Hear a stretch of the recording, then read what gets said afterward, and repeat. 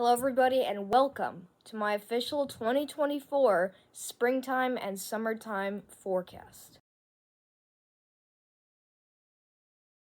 Alright, guys, we're taking a look here just at our current climatological season forecast. We're taking all the models and putting them together to create this chart here that shows us what the chances are of for each type of climatological season. So, starting out where we are now, you can see this is the first bar for January. We have about 100% chance of an El Nino. That's what we're dealing with right now. But notice how this orange line starts to definitely drop a lot, and getting into March here, this drop between February and March, that's a solid, that's a solid like 20% chance drop here of seeing an El Nino. But the main show is really between March and April, where we go from a 75% chance to just over a 30% chance of seeing an El Nino. So it looks like, based off of this, that we will see El Nino come to an end, and we see what might replace that. And this is what usually happens when you see either a El Nino or a La Nina. When either one of the two comes to an end, you usually enter a neutral phase, and that's what we see here. We have about a 65% chance of being in a neutral phase between April and into March. Now, getting into June and July, you can see that this blue line, which is signifying a La Nina, the probability for a La Nina really goes up, and we go from 45 here in June to a just under a 60% chance of La Nina in July. And then as we continue throughout the rest of summer, it looks like that the chances for a La Nina will continue to raise. So this is definitely going to put a big impact and just going to be a big influence on what we see weather-wise during the spring and summer season. So now we just look at this graphic that shows us what we typically see in a La Nina, and some of this information does usually come into effect. Like the information that we see here is for the winter time, but this is still for a La Nina. So we see that polar jet stream, usually in a wintertime La Nina, we see a dip into the north central United States. So obviously during summer, we stay warm, so we're going to hang that polar jet stream up into Canada. So usually what we see, though, is we see warmer and drier conditions there in the southeast, and in the eastern U.S. we have wetter, specifically out there in the Ohio Valley, but we definitely have wetter and warmer conditions in the rest of the eastern United States. The entire southern U.S. is typically drier than average during a La Nina, and then you can see up there in the Pacific Northwest, we are wetter than average, and also we will probably be cooler. So I think that there may be some early mountain snow in some of these areas, and either we're going to see an early arrival for the mountain snow season, or we're actually just going to have a late departure from winter and then just transitioning into spring. But yeah, this is just showing us what we typically see in a La Nina season. So take a look here. We're looking at just our sea surface temperature anomalies for what typical La Nina would look like, and this actually would be considered a strong La Nina that we're looking at here. All right, but just to get a sense of what a La Nina is, so what it is that it's a season that brings much cooler sea surface temperatures out there in the Pacific Ocean, and much above average and just warmer sea surface temperatures in the Atlantic Ocean. And so with an El Nino, which we're in right now, that's bringing much warmer sea surface temperatures out there in the Pacific for this area shaded in blue, and that's going to completely change getting into spring and summer, where we're going to transition it into a La Nina. So if we get up to like a moderate to strong La Nina, this could be a similar setup to what we may be looking at, and that's definitely going to result in some drier and just just more cooler conditions out there in the Pacific, and we're going to see more storminess out there in the Atlantic, warmer conditions in the Atlantic, and that will affect our hurricane season, which will increase the chances for hurricanes. I'll do a separate forecast video on that, which you guys can check out. All right. But I really do think that if we get up to at least a moderate La Nina, that more storms that trek across the United States will be able to be fueled more by the warm waters in the Atlantic Ocean.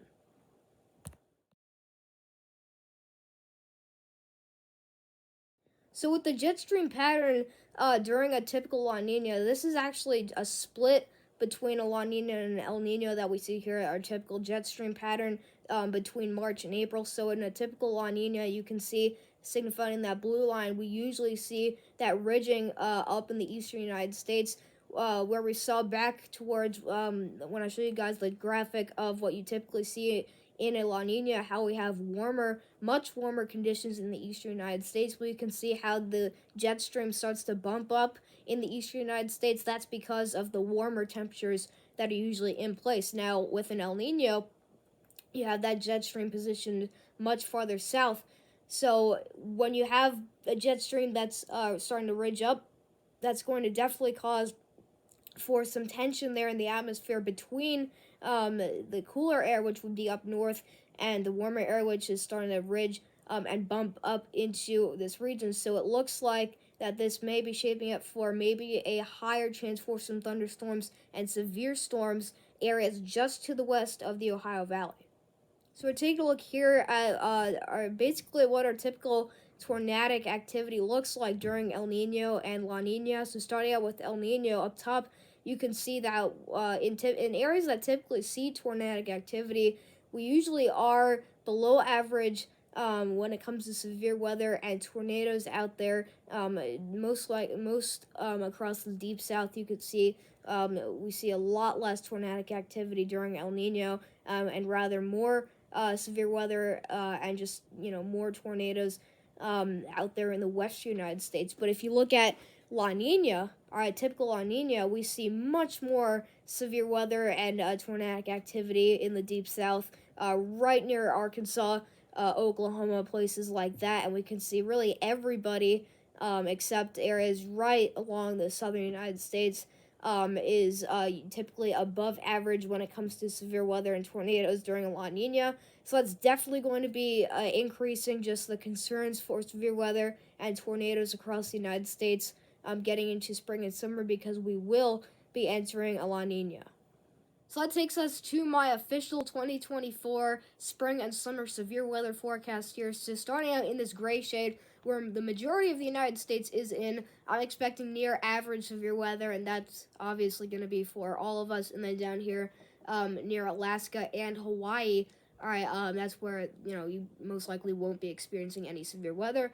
But let's take a look here in the southeast, where I have highlighted in this light blue shade. I have states like Florida, southern South Carolina, portions of Georgia, Alabama, Mississippi, and southeastern Louisiana, all in a risk area that I'm expecting for slightly less severe weather. I think that we're going to be drier than average, and I do think that because storms will be riding the jet stream, which will be bring storms farther north, I do think that the severe weather will be less, less of a occurrence down there in the southeast. Now, if you go up here to the Midwest, I have in this light red shade, I'm expecting slightly more severe weather.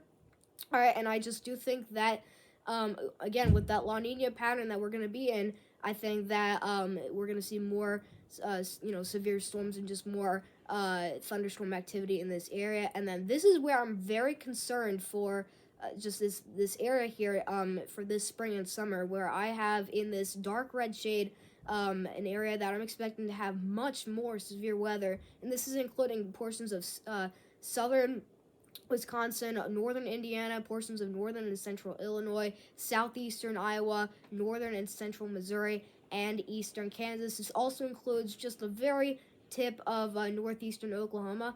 I really do think that with the pattern that we'll be in, obviously the jet stream pattern, La Nina, and just all the data that we've looked at, I just really do think that it all comes down to the fact that we will most likely be dealing with much more severe weather activity in that area. So I'm very concerned for that area. But obviously, don't be scared, be prepared, and just subscribe to the channel so you can stay ahead of whatever happens weather-wise across the country, but I think that we may be dealing with at least one significant severe weather outbreaks in the area, and I'm just very concerned for what may happen when it comes to severe weather this spring.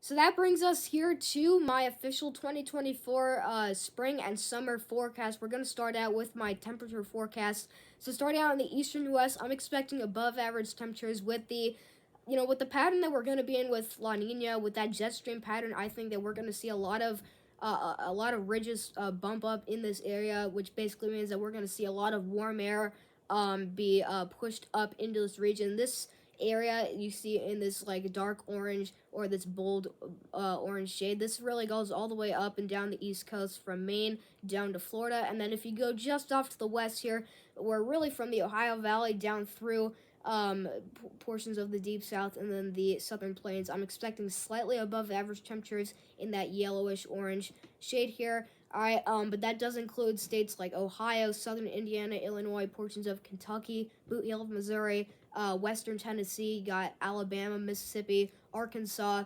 Oklahoma, Louisiana, and Texas, all in that risk area for what I shaded there. And then you can also see in the southeastern New Mexico, I'm also expecting slightly above average temperatures this spring and summer. Now, going up to the upper Midwest here, all right, in that light blue shade, I'm expecting slightly below average temperatures because in a typical La Nina, what you'll see is you'll see cooler than average temperatures in this area. And so again, with all the data that I've put together, I strongly think that especially just in the northern United States, but off to the west, you'll see below average temperatures, and that's where we see in the northern Pacific here. I really, I really think that we are going to be dealing with well below average temperatures there, and that's including Montana, Wyoming, portions of Idaho, Oregon, and Washington State. So I think that this winter we're going to see cooler than average temperatures in this area. Now in the southwestern United States, you can see in this gray shade, I'm expecting near average temperatures, but I do think if you're farther to the south, like pretty much just closer to this shade here in orangish yellow off to the east, I do think that you will have some periods of above average temperatures there, and then if you're off to the north, you'll have some periods of below average temperatures. That's kind of what we're going to be working with this spring and summer. And then here for Alaska, I'm also expecting below average temperatures because that boundary of cold air that's usually in place, or just cooler air, if you want to put it that way, that usually extends all the way up towards Alaska. So that's why I'm including you guys in that same forecast area as the Pacific Northwest. Now down here into Hawaii, I'm also expecting slightly below average temperatures. Now it's interesting because you guys are way out in the Pacific, and I also do think that with the cooler temperatures, the cooler sea surface temperatures, that will also just be an effect. In what you guys are going to be seeing as far as temperatures go this spring and summer. Next, we take a look here. We're moving on to my precipitation forecast, and we'll start out in the eastern United States. I'm expecting much higher than average precipitation out there. This really goes for everybody up and down the East Coast and off towards the Ohio Valley and even up towards the Midwest in this dark green shade. I think we're going to see active storminess, just especially because we're going to be having those storms riding the northern jet stream, meaning that we're just going to see more storminess farther north. And so we move on to the south, and that's where I'm expecting slightly below average precipitation. I think we're going to be drier than average, and that's what we typically see in a La Nina. But I do think that we're still going to get these storms. We're still going to get storms in the deep south. It's just not going to be as active as it would be in an El Nino or a neutral phase. All right, and then up towards the Pacific Northwest, I'm expecting slightly above average precipitation. I do think that we're not only going to be cooler than average, but I do think we're going to see a lot of rain in this area. So a very wet spring and summer just going forward here.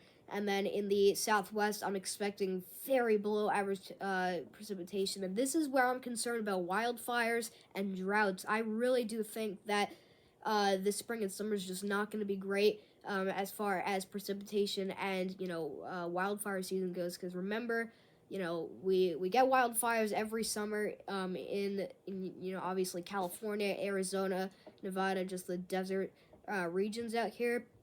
But I do think that we're going to see a very active wildfire season this spring and summer. And then out here towards Alaska and Hawaii, I'm not really expecting any changes as far as precipitation. So I'm just expecting near average precipitation for both Alaska and Hawaii. And finally, the moment you've all been waiting for, here it is, my overall forecast for the 2024 spring and summer seasons. So starting out here in the eastern United States, I'm expecting stormy and very warm conditions this spring and summer. I think that we're going to see many storms move through this area, as well as some big time heat waves. And I do think that with the pattern that we're going to be in, we're going to see a lot of ridges form in this area, which will lead to just more moisture and just more muggy conditions and above average temperatures. All right.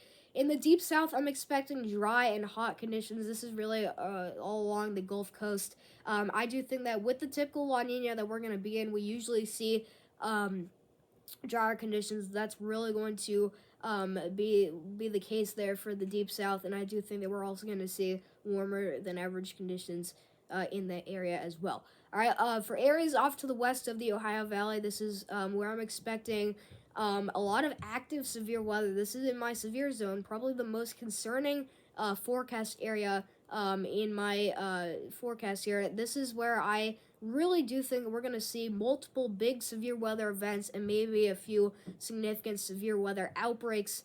That's really for areas all the way up from Michigan down through the lower Midwest and then down ending here into northern Texas. If you're going off to the north and west here, this is for areas of the north central United States and the Pacific Northwest. I'm expecting wetter and cooler conditions this spring and summer. I think that we're just going to have I don't think you're gonna have the greatest weather this spring and summer. I think that you're gonna be typically around the 60s, and sometimes you'll be in the 70s. But I really don't think that you're gonna see many heat waves or anything. I just think that you're gonna be very wet and you're gonna be much cooler than average in this area. In the southwestern United States, I'm expecting very dry conditions. This is where I'm also very concerned about wildfires.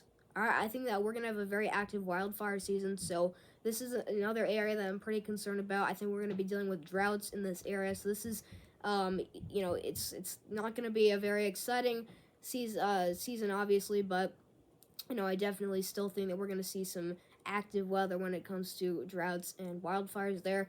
All right, in the mountainous regions of the western United States here, I'm expecting dry and mild conditions. I think that we're going to be pretty much near average for everything when it comes to precipitation and temperatures. We may get a little bit below average with precipitation. That's why I'm expecting drier conditions, but I think that we're overall going to be pretty mild throughout the spring and summer. So that's really for areas of northwestern Texas, northern New Mexico, portions of southwestern Nebraska, all of Colorado, southern Wyoming, and portions of central Utah. All right, and then for Alaska and Hawaii, I'm expecting cooler, cool conditions there with some storms. I think that we're just, it's going to be a typical spring and summer. We're going to be wet in Hawaii. In Alaska, I think we're just going to see a pretty normal conditions but as far as what you usually see in a spring and summer, so nothing to be worried about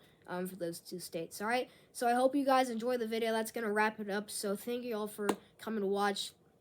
All right, and I hope you guys have a great spring and summer, and once again, stay tuned to the channel. Make sure that you subscribe and have notifications on, because I do provide frequent weather updates just to keep the public aware and ahead of whatever happens weather-wise across the country. So once again, thank you all for coming to watch, and I'll see you guys in the next video.